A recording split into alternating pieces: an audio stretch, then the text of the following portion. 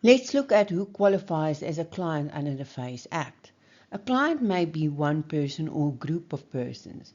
The important requirement is that a financial service must be intentionally rendered to that person or group. This means the financial service must be directed towards a defined person or group. It's not simply a general communication directed at everyone. The general public is therefore excluded from the definition of a client.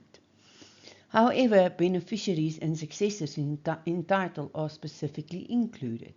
The key distinction is between a defined person or group receiving the financial service and the general public.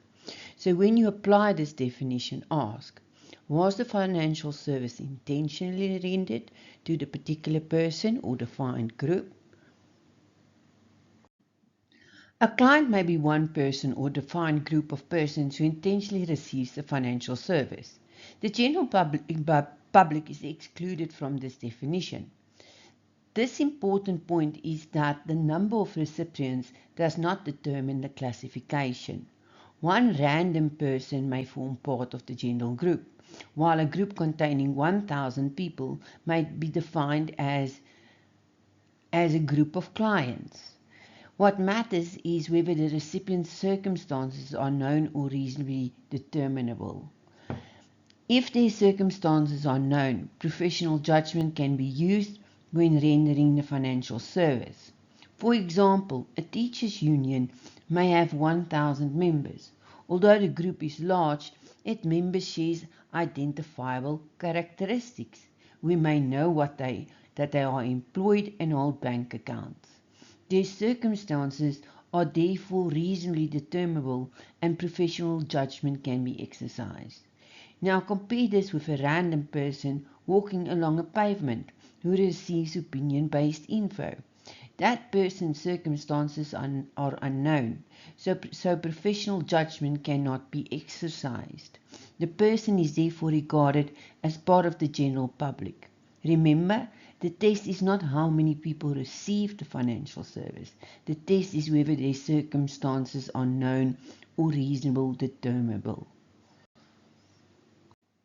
The definition of a client specifically includes beneficiaries and successors in title. This inclusion ensures continuity of legal standing. Financial products may be structured to benefit a person other than a client.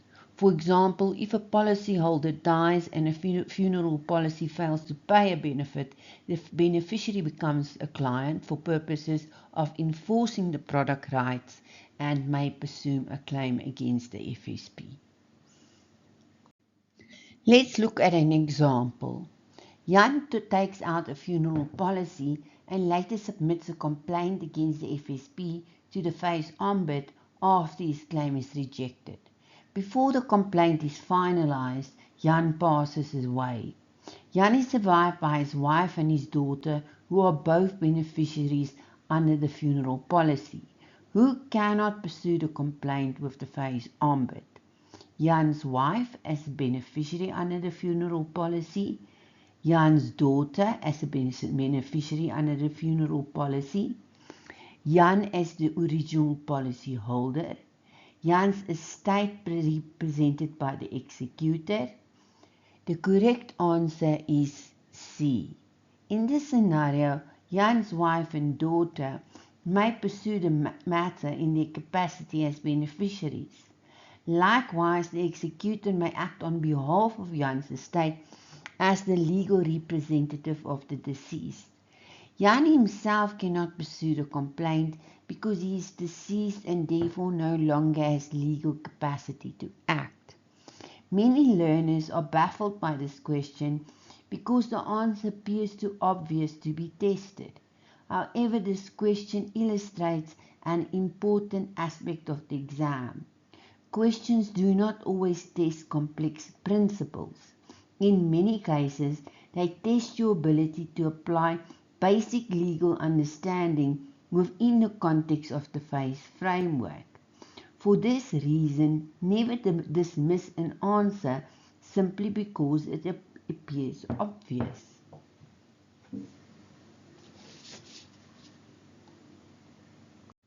The definition of a client also includes a successor in title.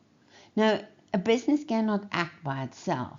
It acts through individuals who hold authorized positions within the business.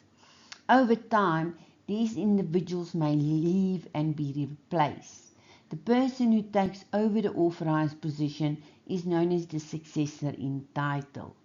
Including successors in title ensures that the right and obligations connected to a financial product remain with the business.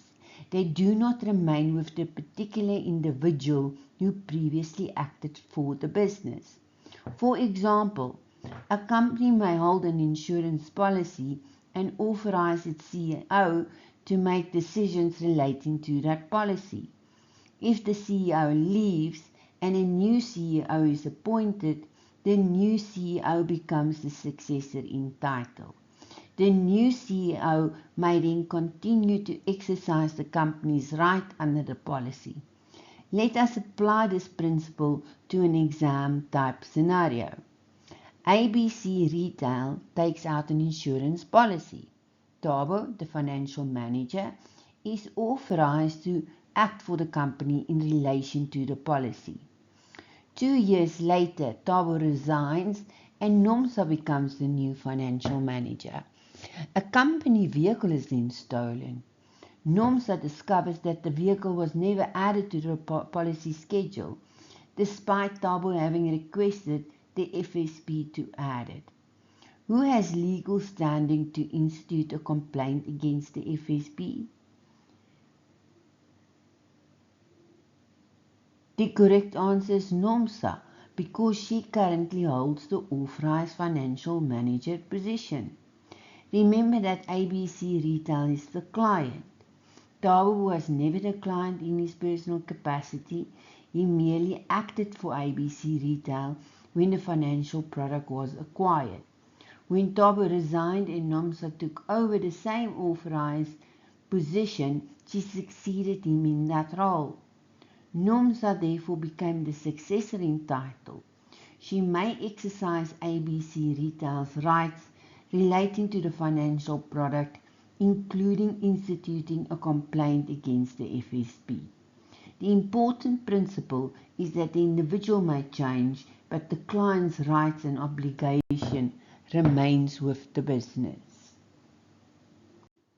We use our decision trees, which I call our checks, to determine whether a certain aspect is so or not so.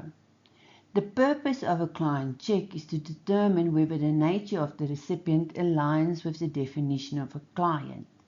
Care must be taken to distinguish between a defined person or a group of persons and the general public, as the number of recipients is not relevant to the client definition. Once the nature of the recipient has been identified, apply the decision questions to determine whether the recipient aligns with the definition of a client.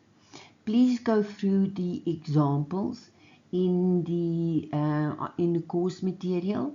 There are 3 examples, so go through those examples, go through the questions, understand why they are yes or no, so that you can become used to when is it seen as a general public or as a client or not a client.